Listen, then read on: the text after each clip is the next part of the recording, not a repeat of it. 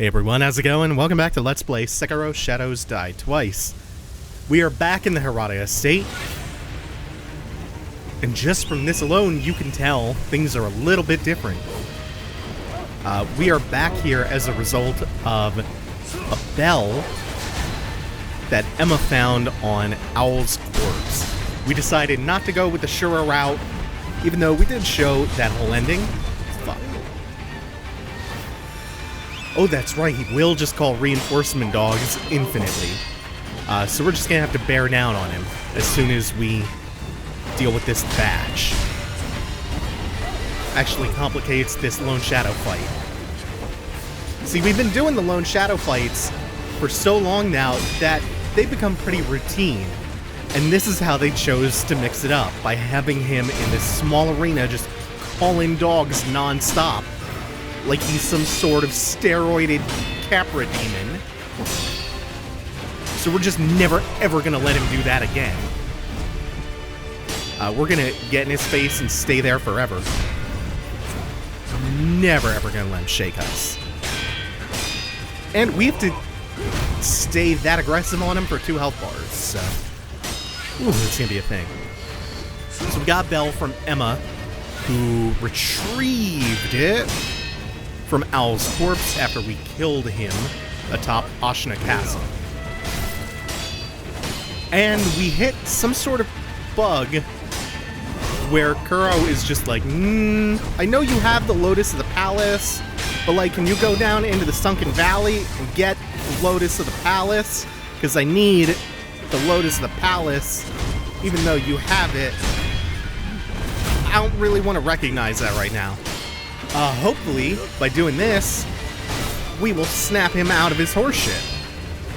I'm concerned it will be a progression-breaking bug, but I've read online that it's fixable. Still unfortunate that it's happened. And unfortunate for the Lone Shadow that he has a sword, had a sword, straight through his sternum. Because now he can no longer do the things necessary to live. Like keep blood in his body. Plus, there's probably the whole thing about sepsis. That had to have gone through his stomach, or his pancreas, or something. Maybe the heart, I don't know, you probably don't need that. Not sure about this whole heart thing anyway.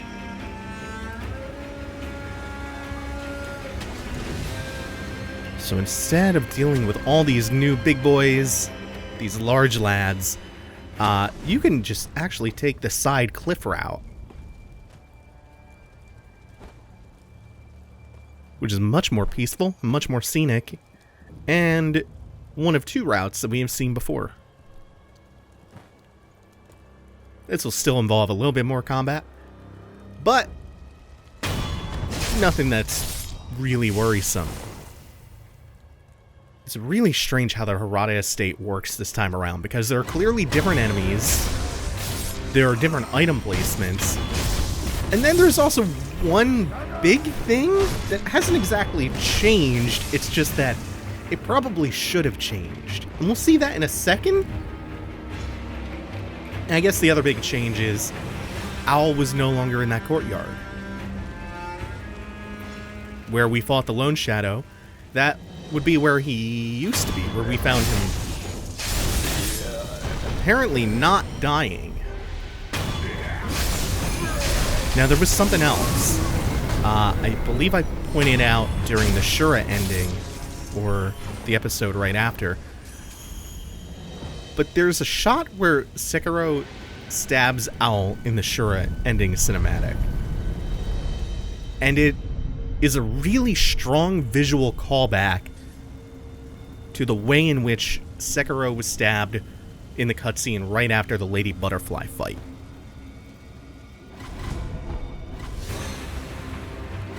We don't really need to fight those bandits, we just wanted the Mibu balloon, which I had hoped was something else. You get a lot of fulminated mercury, which is a much rarer crafting material, in this area.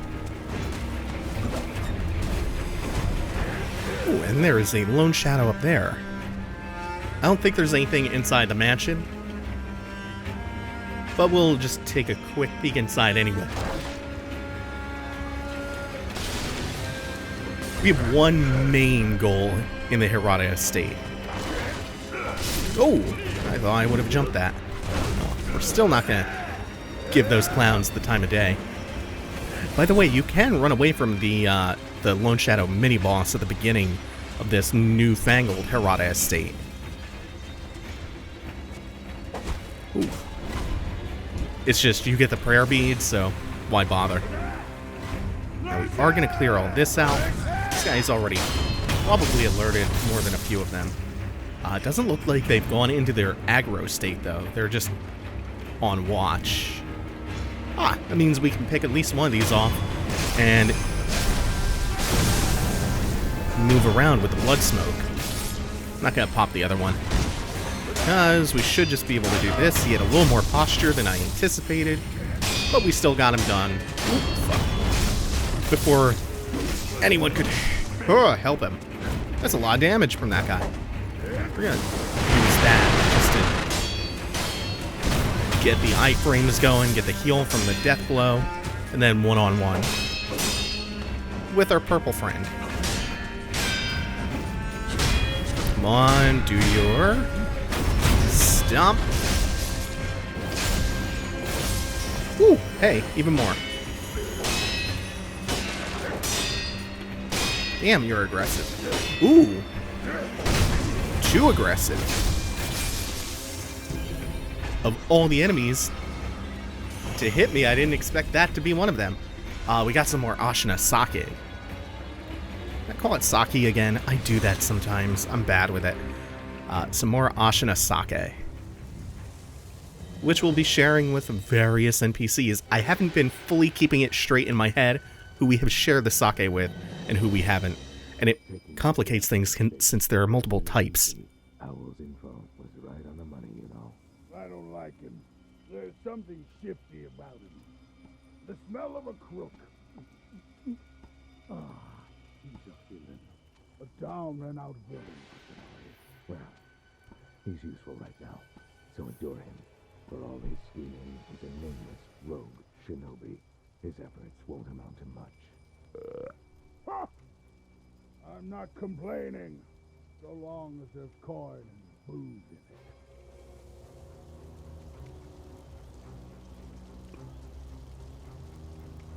So there's still a Juzo the Drunkard mini-boss, even though we've killed him before. Oh, perfect. Get the blood smoke. I'm not sure if I can get this backstab on him. No, it is free damage, though. Now I think there's another archer. Oh, don't want him joining in. I don't see the other archer. Oh! He joined in anyway. Okay, that's gonna complicate things. What did I get poisoned by?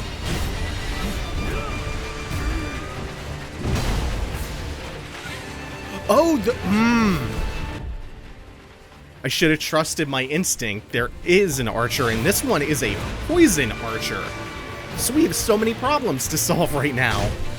And no spirit emblems to solve those with. Okay. This is gonna get complicated really quickly. Really have to just whittle him down. Fuck, that is not what I wanted. Posture damage is, I think, gonna mean very, very little here. Because I haven't done enough health damage to prevent him from recovering it yet. Woo! Woo! Glad I have that mid-air deflect. Really does feel like the jump guard from DMC 3. Yeah, I hate letting him get away with that, but it's too much risk.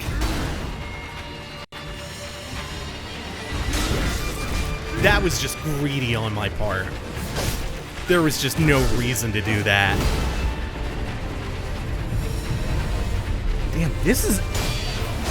No joke, this is harder than the boss we're coming up to. I am like 99% sure that I'm not gonna have nearly as much trouble with that as I am with this. Crowd control can get really messy when you're dealing with sturdy enemies. When you have these sticky boys, will just stick around. God, I cannot apply Hearthstone terminology to action games. It does not end well. Okay, good.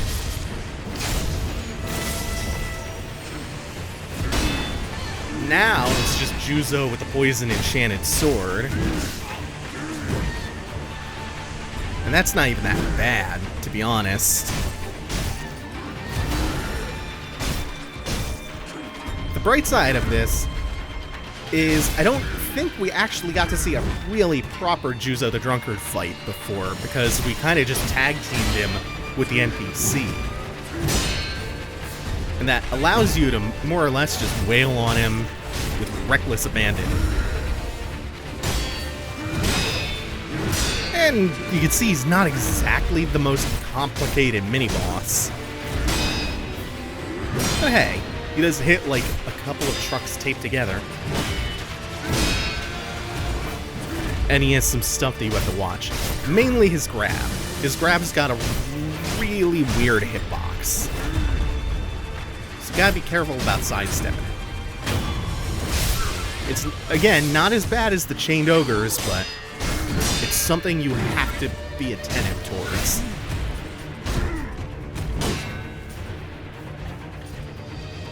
We're just gonna get some of that pot. Oh, no. Nope. Him swigging the booze is just free damage. If he does manage to hit you, like if you're not feathering the deflect, or if you're a little too late, he can hurt you really fast. It adds up. Oh,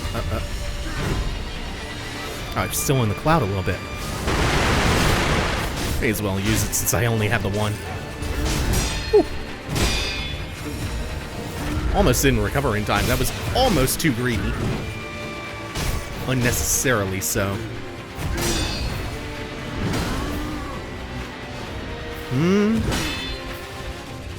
Yeah, this is a lot of damage. You should be able to sidestep the overheads pretty easily, but at the same time, yeah, I backstepped instead of sidestepping. Well, that's why we have Resurrection. You should be able to sidestep his overheads pretty easily, but I'm always worried about Juzo gaining mysterious tracking powers, so I just parry. I told you, that's harder than the boss we are coming up to. And the boss we're coming up to is renowned as like one of, if not the hardest in the game. I disagree with that assessment. He is hard. He's a bit of a challenge. But, not quite to that level. Also, I think there are main bosses that are just a little bit harder. Particularly one of the end bosses. And to be honest, the Shura ending version of Ishin, I think it's harder. Especially doing that without the Phoenix Suzaku umbrella. Forgot the name for a second. The Phoenix Suzaku umbrella makes the fire negligible. But without that, it can be a little bit challenging. As you saw. Oh, Spear Boy. I am reacting to that way too late. I'm treating it as if it's gonna come out like half a second or even a few milliseconds later. So I got caught by it twice. That's okay though. Because we are going to rest, the audience chamber idle, and then see what's waiting in Lady Butterfly's room and maybe get some insight as to who or what stabbed us in that cutscene. It's Owl. Of course it is. We should be able to talk to him. Or it might be Buggy? Aw, that would be a shame. Unless you just have to start the fight. I'm pretty sure you're supposed to be able to talk to him. But yes, Owl the Father is the... Whoop. Yeah, watch for that. He usually does one of two things out of the shinobi firecracker. He'll do the kunai throw, or the shuriken throw. Wow, that was a really bad first health bar. I'm gonna have to concentrate. But first, I will finish that. We'll do the shuriken toss and the really hard strike as a follow-up. Or he will do a thrust attack that you can Mikiri. But usually he just does like a single slash if he throws the firecracker at the end of a combo. Also, oop, there we go, we saw it. When he does that long telegraphed overhead, if you circle strafe him or sidestep him too early, he'll change what he's gonna do, so you have to wait a second and let him commit. Because otherwise, if you run away... here it is. Good. If you run away, he'll do a leaping slash instead of completing the overhead. And if you circle strafe too early, he does a non-perilous sweep. Actually, I feel pretty good about this. Oh, circle strafe too early. So you can see he's in his prime in this fight, which explains why he's so much stronger, and he has so much of a more versatile moveset than when we fought him at the top of Ashina Castle.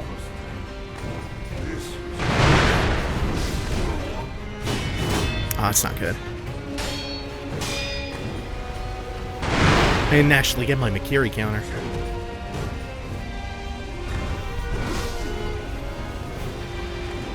Yeah, there's the jumping slash.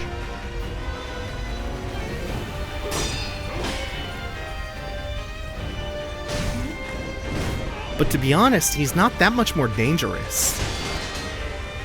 He does about the same amount of damage, and once you learn that trick, like how he uses, the ways he uses the shinobi firecracker, I don't think he's bad at all. And in fact, that's usually just free posture damage, and a free hit afterwards. He's got a slightly longer learning curve, but he's not that bad.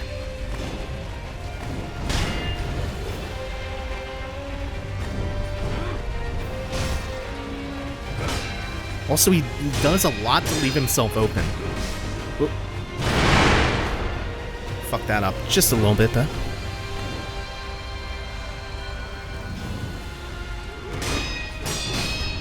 Wish I had the Phantom Kunai. I'm one lump of grave wax away from having that. The Phantom Butterfly Kunai. Why do I keep calling him Kunai today? The shurikens.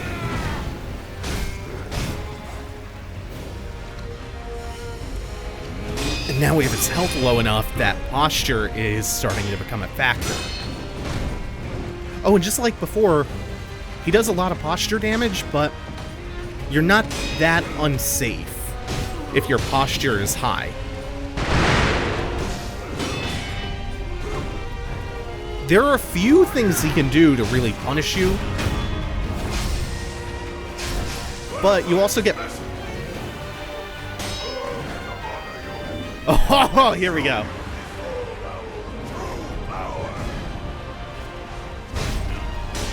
You get plenty of opportunities to back up, put your guard up, and let your posture recover. So now, in Phase 2, he starts vanishing and doing attacks based on where this spirit owl is. And then there's also this. That's a perilous attack. You jump it. And something he really likes to do is follow up that burning owl with a thrust attack.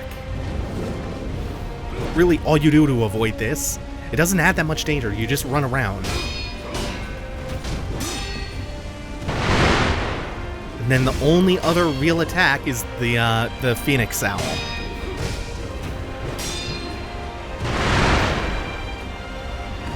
Well, and him vanishing, but like again, you just run a little bit and you get a punish. It's not the easiest thing in the world to get caught by that. Oh, I sidestepped to the right and went into the pillar.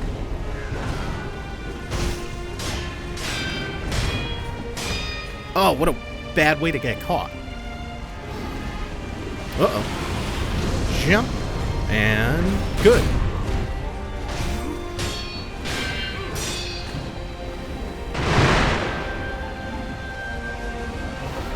Ooh. Had to do it at least once in the fight and get caught by that.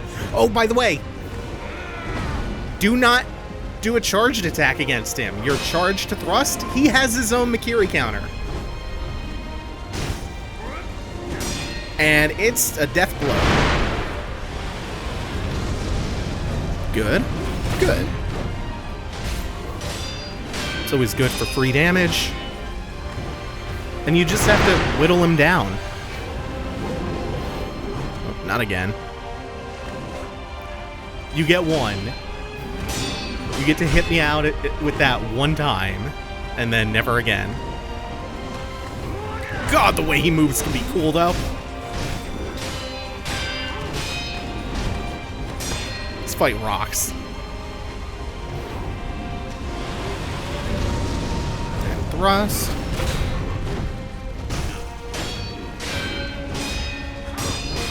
I told you Juzo plus all the mobs was gonna be harder than this. Woo.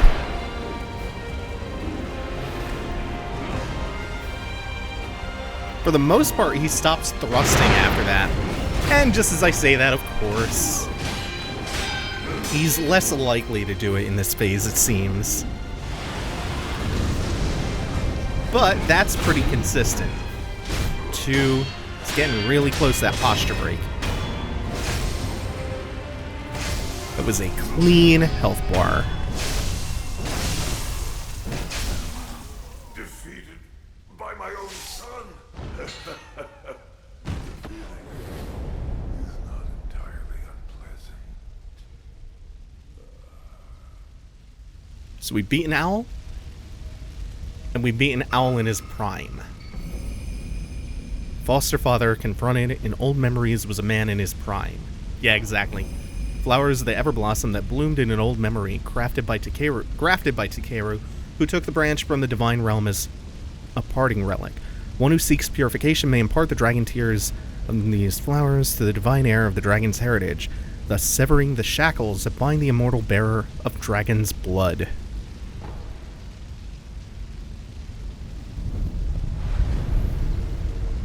Maybe now Kuro will talk to me, even though that shouldn't be the case. It's for a different ending than the one. Owl took in the hungry cub on a whim and raised him as a shinobi. The process was so engrossing that he hoped they might enjoy a true battle to the death someday. He got his wish, if only in an old memory. Well, he got his wish in the memory and outside of it.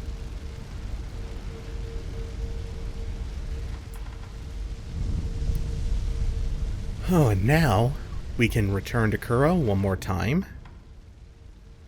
Actually, let's go back to the dilapidated temple first. Because if not the sculptor, then Emma should at least have something to say about that.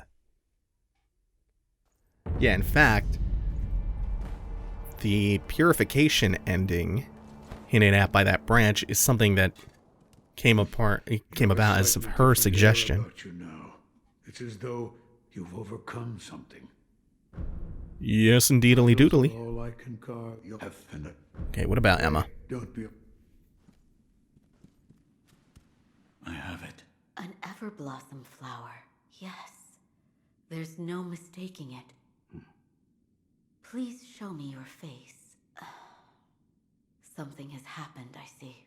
This will allow my lord to achieve purification. I am merely doing what must be done. I understand. I bid you good fortune in the battles to come. Master Wolf. Yes? I pray for your victory in battle. Thank you. Goodbye. So we now have things to progress. Emma's ending. We are on our way to progressing several other endings.